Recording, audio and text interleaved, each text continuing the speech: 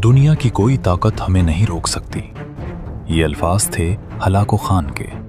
दुनिया की कोई ताकत हमें नहीं रोक सकती। वो शख्स जिसके घोड़ों की टापों ने बगदाद की गलियों में खून की नदियां बहाई थीं। वो फातेह जिसने 652 साल पुरानी अब्बासी खिलाफत को एक ही झटके में मिटा दिया था। वो ताकत जिसके नाम से बादशाह कांपते थे, उलमा खामोश हो जाते थे और माएं अपने बच्चों को सीने से लगा लेती थीं। सन 1258 ईस्वी बगदाद जल रहा था। बगदाद जल रहा है और कोई हमें रोकने वाला नहीं। दरियाए दिजला का पानी सियाह हो चुका था। लाखों किताबों की रोशनाई से, लाखों इंसानों के खून से बैतुल हिकमत की सदियों पुरानी इल्मी विरासत लम्हों में पानी में डूब गई थी। ये तुम शहर नहीं जला रहे, तुम इल्म को जला रहे हो। खलीफतुल मोतसिम बिल्लाह को कालीन में लपेटकर घोड़ों से रौंदा जा चुका था और हलाको खान अपने सफेद घोड़े पर बैठा जलते शहर को देखकर मुस्कुरा रहा था। उसे यकीन था वो नाकाबिले शिकस्त है, लेकिन तारीख ने कभी किसी फातेह को हमेशा फातेह नहीं रहने दिया। आज हम इस लम्हे की दास्तान सुनेंगे जब वो हाथ जिसने बगदाद को जलाया खुद ठंडा हो गया, जब वो सल्तनत जिसने दुनिया को लरज़ाया अपने ही बोझ से टूटने लगी, और जब अल्लाह की वो सुन्नत एक बार फिर साबित हुई कि जालिम चाहे कितना भी ताकतवर हो, उसका अंजाम उसकी ताकत के बराबर ही होता है। सन 1217 ईस्वी में मंगोल सल्तनत के दिल में एक बच्चा पैदा हुआ। नाम रखा गया हलाको। वो चंगेज खान का पोता था, उस चंगेज खान का जिसने एशिया और यूरोप को अपने पैरों तले रोंद डाला था, जिसकी फौजों ने समरकंद, बुखारा और नीशापुर को मिट्टी में मिला दिया था।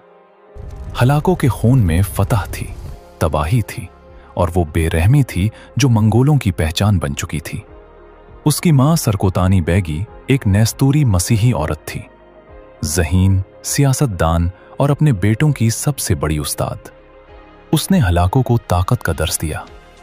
उसकी बीवी दुकूस खातून भी मसीही थी, जो हमेशा हलाको के कानों में मुसलमानों के खिलाफ जहर भरती रही।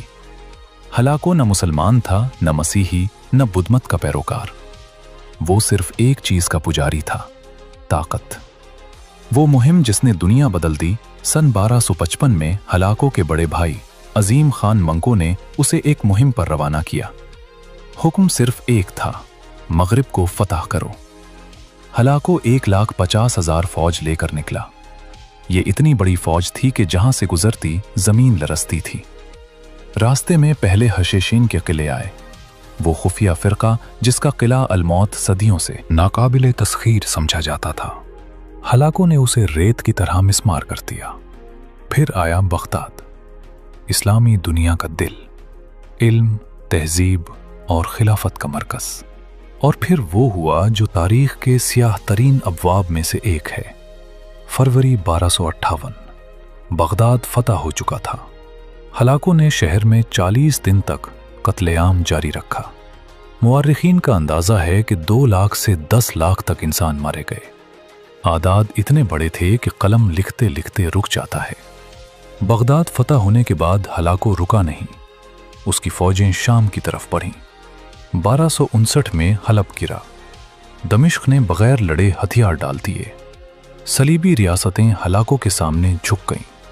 उन्हें लगा शायद ये मसीही फातेह उनका दोस्त है। हलाको का अगला हदफ था मिस्र।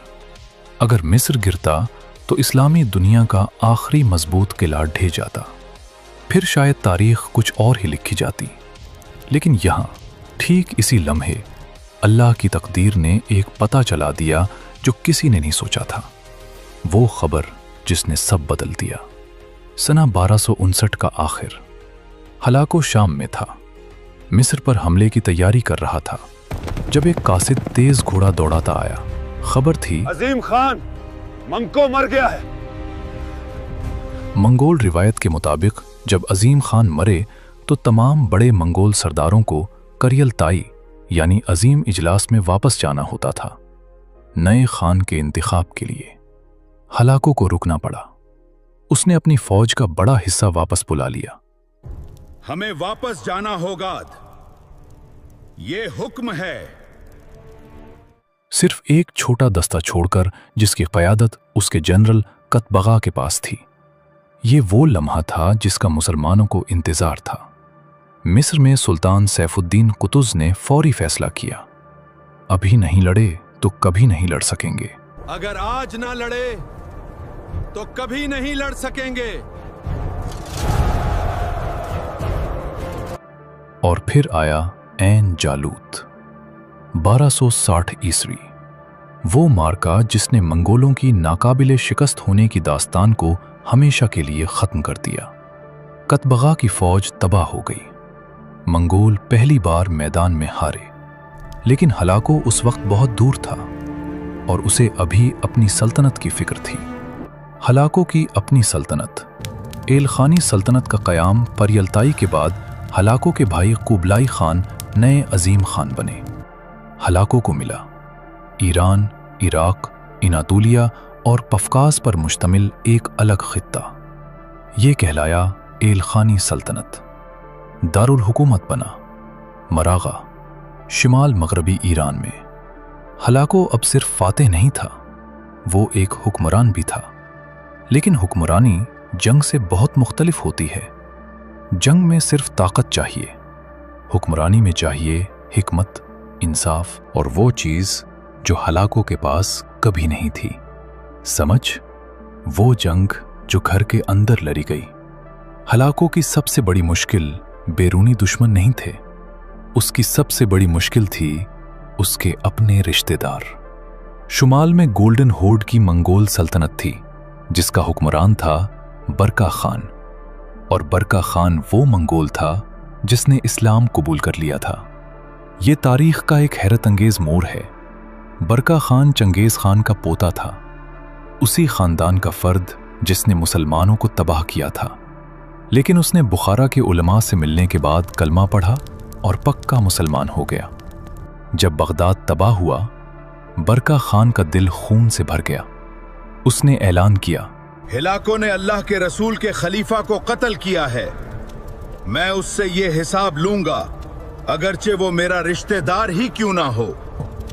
और फिर शुरू हुई वो जंग जिसने मंगोल सल्तनत को अंदर से तोड़ दिया। बादशाह सलामत, सल्तनत अंदर से कमजोर हो रही है। बरका खान और हलाको की फौजें कफकास के मैदानों में टकराईं। ये लड़ाई 1262 से 1265 तक जारी रही। मंगोल मंगोलों से लड़ रहे थे, एक तरफ मुसलमान मंगोल, दूसरी तरफ गैर मुस्लिम मंगोल। ये वो दरार थी जो कभी नहीं भरी गई। हलाको एक अजीब कैफियत में था। वो जानता था कि ऐन जालूत में उसकी फौज हारी। वो जानता था कि बरका खान इसे शुमाल से चैलेंज कर रहा है। वो जानता था कि उसकी सल्तनत में अंदरूनी कशमकश है, लेकिन उसके पास उन मसाइल का हल नहीं था, क्योंकि उसने जिंदगी में सिर्फ एक काम सीखा था, तबाह करना, तामीर करना नहीं आता था। मुवर्रिख इब्ने खल्दून लिखते हैं कि हर सल्तनत की उम्र 3 नस्लों से ज्यादा नहीं होती। पहली नस्ल बनाती है, दूसरी संभालती है, तीसरी बर्बाद करती है। मंगोल सल्तनत ने यह अमल और भी तेज रफ्तारी से तय किया। हलाको के दिल में एक और दर्द था जो कोई नहीं जानता था। वो दर्द था बेयकीनी का। वो शख्स जो हर चीज को फतह कर सकता था, मौत को नहीं फतह कर सकता था। उसकी बीवी दोकूज खातून 1265 में फौत हो गई और हलाको पर उसका गहरा असर पड़ा। शुमाल मगरबी ईरान का इलाका मरागा। सर्दियों की एक रात, हलाको खान बीमार था। वो बीमारी जो उसे कई महीनों से घेरे हुए थी, अब उसके जिस्म पर मुकम्मल काबिज हो चुकी थी। मुवर्रिखीन ने उसे मर्गी की बीमारी बताया है। बाज ने लिखा कि आखिरी दिनों में उसे शदीद दौरे पड़ते थे। वो हलाको जिसके नाम से सुल्तानों के दिल दहल जाते थे, आज एक बिस्तर पर पड़ा था, बेबस। क्या? उसके गिर्द उसके अमीर थे, उसके बेटे थे, उसके दरबारी थे। यही अंजाम था मेरी ताकत का। सब खामोश, सब इंतजार में। और फिर फरवरी 1265 ईस्वी में हलाको खान ने आखिरी सांस ली। वो आदमी जिसने बगदाद को आग लगाई, दिजला को सियाह किया, खलीफा को कालीन में रौंदा, आज खुद एक सफ़ेद कफन का मोहताज था। मंगोल रिवायत के मुताबिक उसे आज़रबाईजान के करीब एक जजीरे में दफनाया गया। कब्र खुफिया रखी गई ताकि कोई बदला न ले सके। ये वही रिवायत थी जो चंगेज़ खान के लिए भी अपनाई गई थी। फातेह छुप कर दफन होते हैं क्योंकि उन्हें मालूम होता है कि दुनिया में उनके दुश्मन बेशुमार हैं। हलाको की मौत की खबर फैलते ही वो मर गया, हलाको खान मर गया। एलखानी सल्तनत में हलचल मच गई। उसका बेटा अबाका खान तख्त पर बैठा, लेकिन अबाका अपने बाप जैसा नहीं था। वो एक मोहतात हुक्मरान था, जंगजू नहीं। शुमाल में बरका खान ने जंग जारी रखी, लेकिन वो खुद भी 1266 में फौत हो गया। दोनों दुश्मन 1 साल के अंदर चले गए, लेकिन उनकी छोड़ी हुई दरार वो दरार रही। वो अमल जो हलाको की मौत से शुरू हुआ, यहां हमें एक कदम पीछे जाकर देखना होगा। मंगोल सल्तनत एक वक्त में दुनिया की सबसे बड़ी जमीनी सल्तनत थी। पैसिफिक समंदर से मशरक़ी यूरोप तक, चीन से फारिस तक। लेकिन उसके अंदर पहले से दरारें थीं। हलाको की मौत ने उन दरारों को गहरा कर दिया। हलाको और बरका खान की जंग ने यह साबित कर दिया कि मंगोल सल्तनत एक नहीं रही। गोल्डन होर्ड ने एलखानी सल्तनत को कभी माफ नहीं किया और ये दुश्मनी नस्लों तक चलती रही। वस्ता एशिया में चगताई खानात अलग हो चुका था, अपनी अलग पॉलिसी, अलग मफादात। कभी एलखानियों का दोस्त, कभी दुश्मन।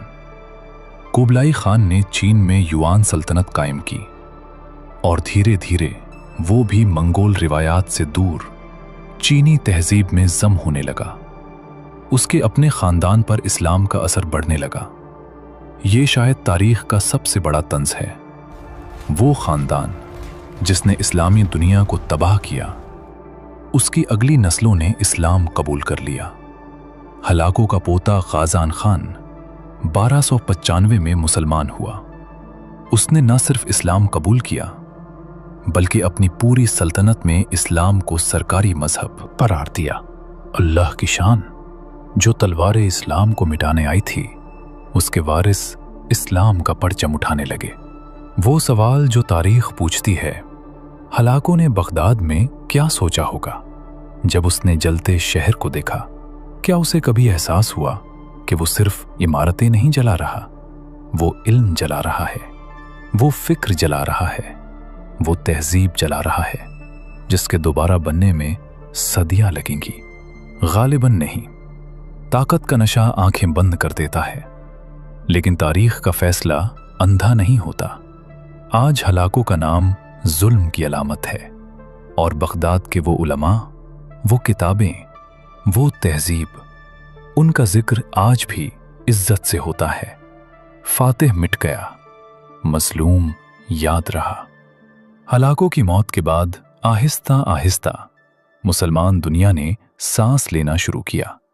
मिस्र में ममलूक सल्तनत मजबूत हुई। बीब्रस ने सलीबियों को निकाला और मंगोलों को बार बार शिकस्त दी। शाम वापस आया मुसलमानों के पास। ईरान में सितम ज़रीफ़ी ये हुई कि हलाको के वारिसों ने ईरान की तहजीब अपना ली। फारसी ज़बान उनकी ज़बान बनी, इस्लाम उनका दीन बना। वस्ती एशिया में चगताई खानात के मुसलमान हुक्मरान आए। गोल्डन हॉर्ड मुकम्मल तौर पर इस्लामी रियासत बन गई और आखिरकार वो खानदान जो इस्लाम को मिटाने आया था, खुद इस्लाम में मिट गया।